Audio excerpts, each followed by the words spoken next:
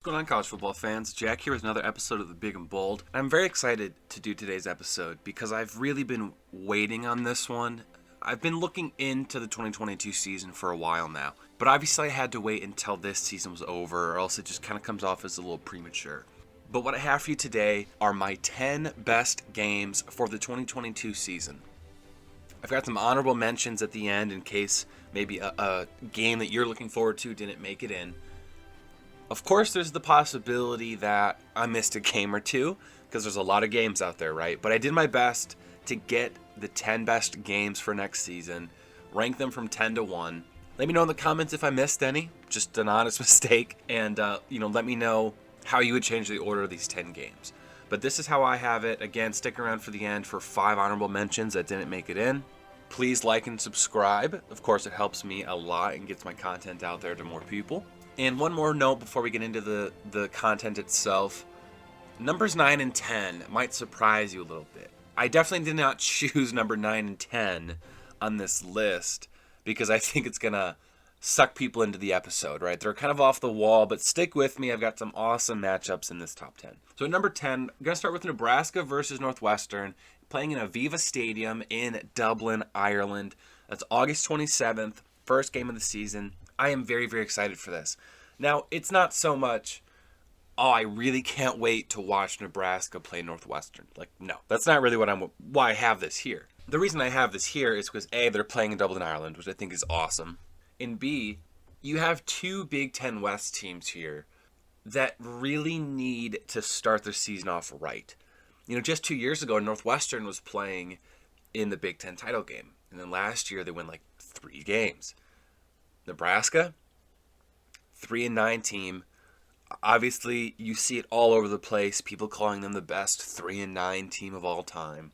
I could really care less about that because at the end of the day, they were still 3-9. So Scott Frost is in a tricky position where he needs to prove that he can win football games. Not just put them in a position to win football games, but actually win football games. Texas quarterback Casey Thompson's transferred over, and he's going to take over as a starting quarterback for Nebraska. They're a fairly well-recruited program in the top 25, roughly top 25. Of course, they have had a lot of issues with transfers at Nebraska, so that factors into it a little bit when you look at their total team talent. But that's why I have Nebraska at 10, Nebraska versus Northwestern at 10. The winner of that game is going to get off to a hot start in a competitive Big Ten Western Division. Number 9, I got Cincinnati at Arkansas, September 3rd. First of a handful of September 3rd games, mind you. September 3rd, that first full weekend of college games, is an awesome weekend for football. And this is the first one. Now, again, I don't think that including Cincinnati, Arkansas in here is going to draw a lot of people into this, right? I don't think everyone's going to have their eyes on the Cincinnati, Arkansas game.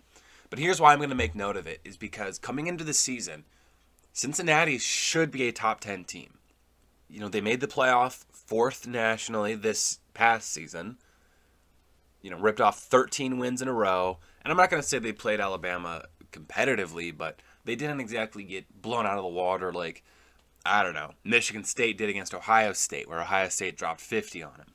Cincinnati's deserving of being a top 10 team coming into the year, but they have to replace a lot of pieces. A couple studs on the defense, most notably Ahmad Gardner at corner. And obviously Desmond Ridder at quarterback is a huge loss for the Cincinnati Bearcats. So is Luke Fickell going to be able to replace those players? Is he going to be able to do it week 1 against Arkansas? Arkansas, mind you, they just won 9 games this season, beat Penn State in their bowl game. They beat Texas. They had a really strong year for the Arkansas program, and Sam Pittman's officially turned them around. He has an opportunity to, at home, beat a top 10 team in the form of Cincinnati. So obviously Arkansas is going to come off to a very strong jump to their season if they win that game. If Cincinnati wins that game, then they're beating a top 25 Arkansas team on the road, an SEC team.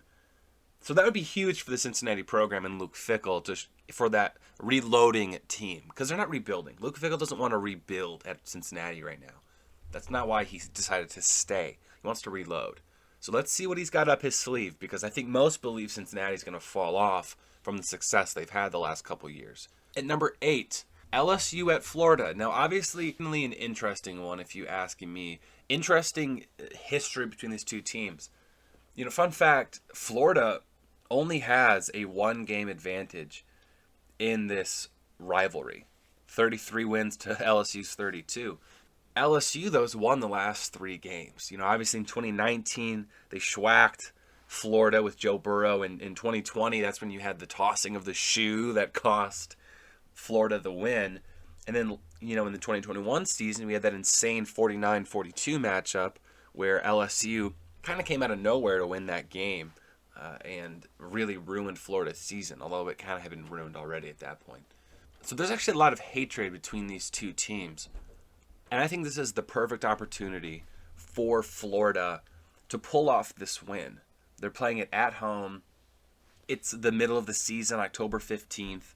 And obviously, this is the first matchup on my list where both of these programs have new head coaches. Billy Napier wants to get off to a hot start at Florida to show that he can make the jump from Louisiana to Florida. It's no longer the Raging Cajuns. He's going to compete with the big boys now in the SEC. But at the same time, you got Brian Kelly at LSU now, former, longtime Notre Dame head coach. Now he's at LSU. He wants to show that he can go from an independent program in Notre Dame to the SEC. LSU is one of the most talented programs in the country, if you're just looking at total team talent. But going on the road to Gainesville, Florida, they've managed to walk away with 3 straight wins in this rivalry. It's going to be tough for Brian Kelly to walk away with a win here. But that's why this is such an interesting matchup to me. There's a lot of hatred here. There's a couple of new head coaches. It's right in the middle of the season. It's going to be very interesting to see how this plays out. Number 7, speaking of Notre Dame, got Notre Dame at USC on November 26th. Last weekend of the season. That definitely plays into why I like this matchup so much. Obviously, it's a historic matchup between Notre Dame and USC. This game was played last year, but there wasn't really any drama last season. USC didn't have a head coach. Notre Dame was really right in the middle of a pretty good stretch of wins for them. Nobody really expected USC to pull off a win here. This season, a lot different, though. So again, you have this blue blood matchup between, a couple of historic programs, getting played in SoCal. And now Lincoln Riley, probably the greatest offensive mind in college football, is the head coach for the USC program. And now Marcus Freeman is the head coach for Notre Dame. So now you have this defensive mindset for Notre Dame and offensive mindset for USC. So you have these two different approaches to the game. In theory, Notre Dame should have the advantage here, in my opinion, because Marcus Freeman, he was the defensive coordinator there for a year. He got thrown right into the fire against Oklahoma State in their New Year's Six Bowl just, a week ago. He's familiar with the staff itself, the personnel on the team. So yeah, they got to go to SoCal, but he's not drastically changing what this Notre Dame team is, from my perspective.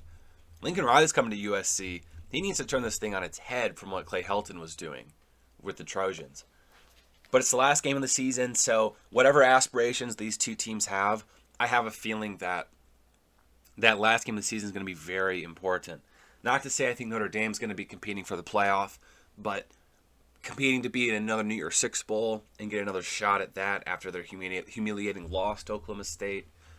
USC trying to play for a Pac-12 title, potentially, just looking forward.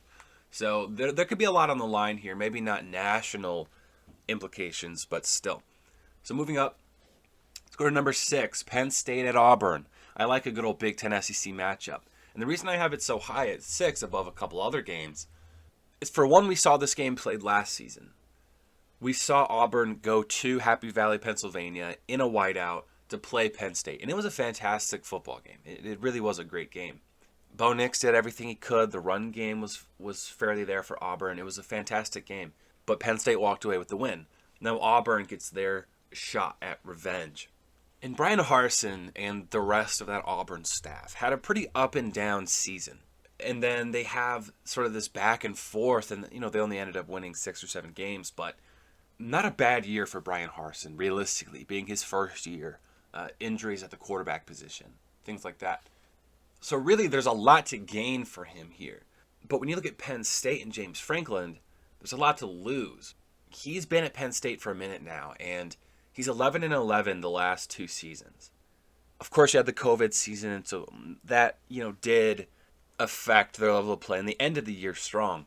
This season, I don't think was supposed to be a 7-6 type of season. Now, he has a 10-year contract at Penn State. So he has to show that he can get Penn State back to being a competitive program, not just on, a Big Ten scale or the Big Ten East, but nationally. Being an 11-win team, winning New Year's Six Bowls. That's the expectation for James Franklin. So yes, this is a non-conference game with a mid-tier SEC program, but he's got to show that he can win this, because when you look back on the season, a loss at Auburn could very well be what separates them from being, a 10-11 win team playing for a New Year's Six Bowl. That to me is the expectation. So that's why this game is so interesting to me. Two programs looking to build, except it's Bryan Harsin building up to something. It's James Franklin building back up to where the program was a few years ago. So that's why I have this game at 6. And number 5, Alabama at Texas, September 10th, early in the season. Obviously, a big draw here is the offensive potential from this game. So Steve Sarkisian, former offensive coordinator for Alabama, became the kind of premier head coaching candidate of the last offseason, took the Texas job, and definitely did not have a great first year. However, I did not think he needed to have a great first year, because in a similar vein to, I think, Lincoln Riley having to turn USC on its head, he had to turn Texas on its head from what Tom Herman was doing. So now it's year 2. Bijan Robinson is still there. Xavier Worthy's a sophomore now, so if you're not familiar with that name, you should probably start to remember it, because he's a phenomenal young wide receiver for Texas. The offensive potential is all there. And as for Alabama, of course, they bring back their Heisman-winning quarterback. And Steve Sarkisian knows Alabama, and the game gets to be played in Texas. So, not to say I think Texas is going to win this game, because Nick Saban just doesn't lose to his assistants. But this is a very interesting matchup where a lot of points can be scored. Alabama, again, replacing quite a few pieces from their team very early in the season. I'm going to be watching this game just for the upset potential, and because I think it's going to be a very entertaining game. Two big brands going at it. It's not a game I want to miss. At number 4, again, going back to Notre Dame, got Notre Dame at Ohio State, September 3rd. Again, first full weekend of football games this season. Marcus Freeman is really getting the short end of the stick for Notre Dame. He takes over seemingly last minute for Notre Dame because Brian Kelly leaves for the LSU job. Took him like 10 minutes and then he was gone. They promote him from DC up to head coach. Then he's got to get thrown into a New Year's Six Bowl. And then to start the season, he's got to go to Columbus, Ohio to play the Buckeyes. And that is rough. And again, you have a matchup, a defensive mindset from Marcus Freeman against the offensive mindset of Ryan Day. Again, you think, well, I don't think Notre Dame has a chance. Well, I didn't think Oregon had a chance against Ohio State either, but they still won that football game. And this is a week 1 game where obviously Ohio State still has Smith and Jigba at wide receiver, and they've recruited a wide receiver incredibly well. But you're replacing 2 first-round wide receivers in Chris Olave and Garrett Wilson, minimum of 3 offensive linemen, I believe. Still some defenders you got to replace, and it's going to be the first game of the season for Ohio State's new defensive coordinator coming over from Oklahoma State. So I do believe that there's a chance for them to pull this off, being a strong defensive team, and we're really going to see that offensive identity that he wants to employ. But I'm not trying to predict this game. It's just a very unique game between 2 huge brands. First weekend of the season. Cannot wait for this game. Moving up to number 3, got Oklahoma versus Texas in the Red River Showdown, October 8th. Again, the potential here is very interesting. Oklahoma managed to walk away here in an incredible game. At one point, I think they were down 28-7 to Texas, and it seemed like Steve Sarkisian was about to get a huge win over Oklahoma. Didn't work out that way.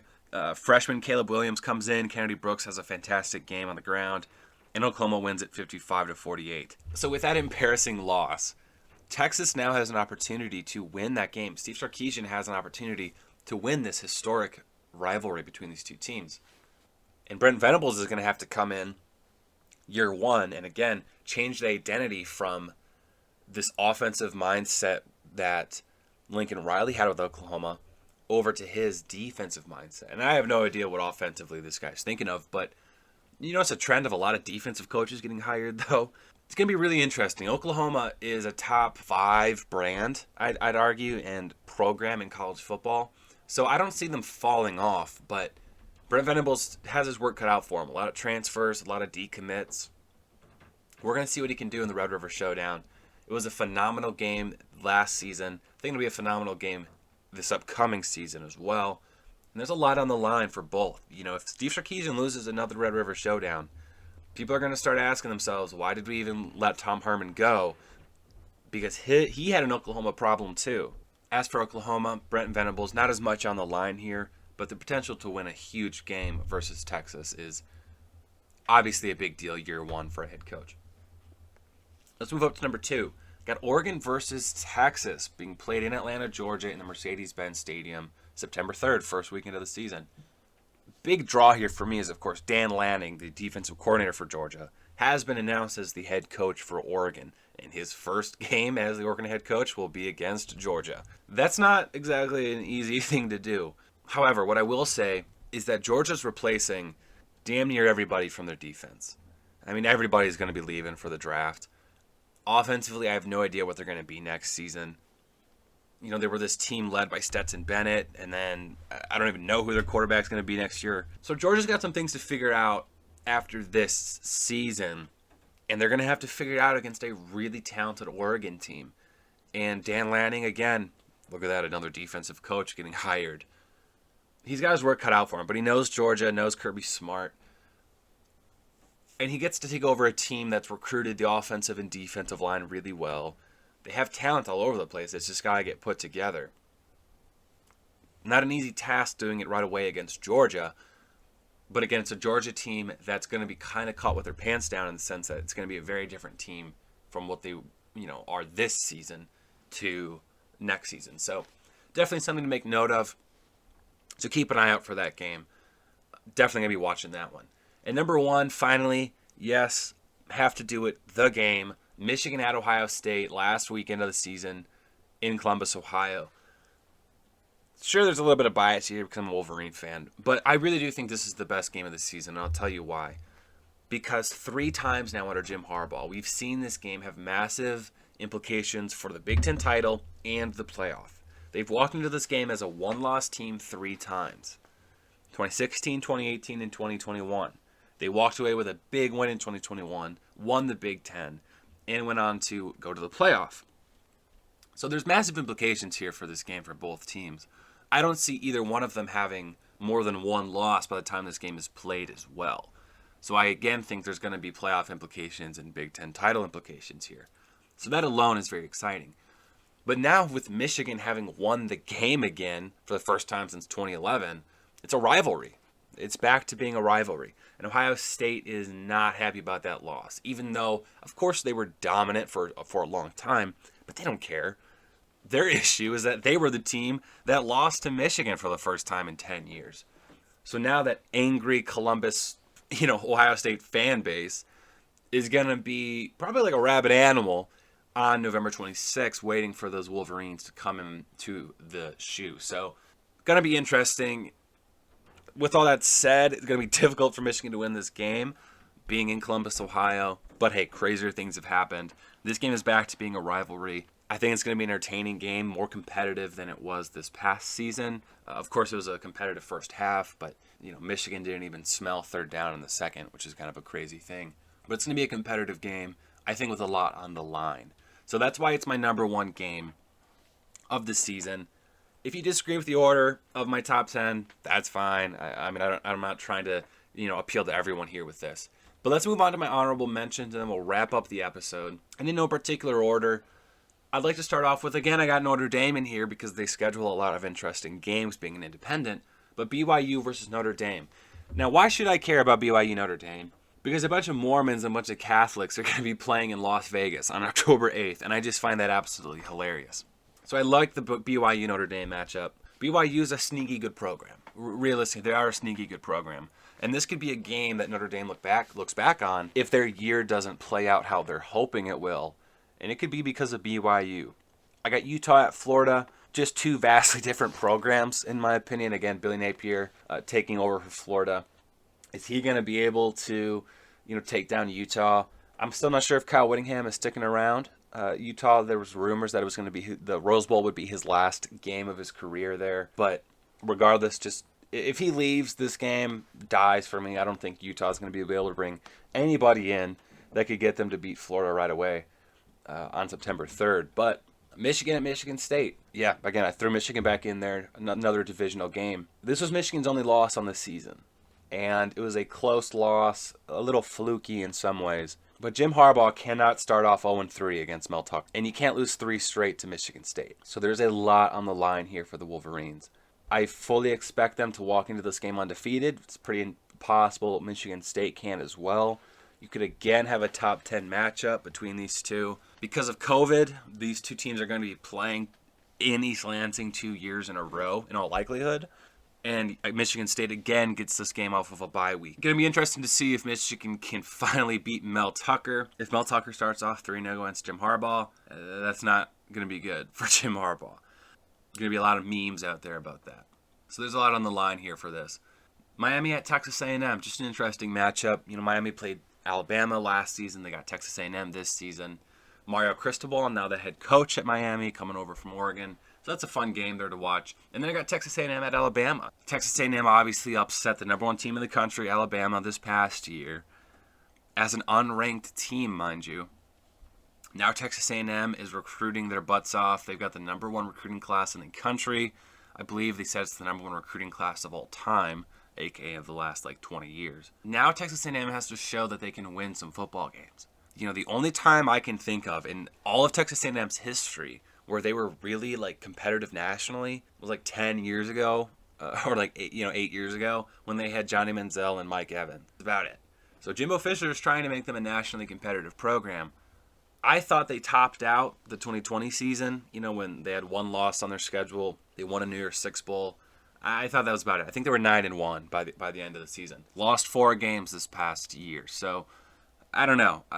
I'm not sure if Jimbo Fisher is going to get them over the hump, but he's sure recruiting like he can. Obviously, that fantastic recruiting class is going to have minimal impact this year, but I just think it's an important game. I don't think he's going to go on the road to beat Alabama. I really don't. Not 2 years in a row, he's not going to be able to beat Bama. But again, it is important to show that you can win football games. Being competitive with Alabama close to the middle of the season. Those are my 10 best games for the upcoming season. Let me know in the comments if you disagree with the order. And if I missed any games, it's entirely possible I did. I did favor some of the non-conference matchups, just because I think those are fun. So yeah, I did throw a lot of those in there. And I tried to include some of those big interdivisional or interconference games. So thank you for watching, everybody. Again, like and subscribe if you haven't already. I really appreciate it. I'm already excited for the 2022 season. It's unfortunate that college football is all but over, but it is what it is, right? It happens every year. The build-up, though, is great. I'm going to be coming out with more and more content over the course of the off season as we approach that September start date for the year. It feels so far away, but it is what it is. So again, thank you for listening, everybody. This is me wrapping up essentially the first full season of my channel. And I like to think that it's come a long way. So again, if you're one of the 7 people that, stuck around from the beginning of my channel where I didn't really know what I wanted it to be, still don't right now, but I'm still trying to figure it out. Thank you for sticking along with me and watching the channel grow a little bit. So enjoy the rest of your day, everybody, and let's hope that this off season goes by quickly.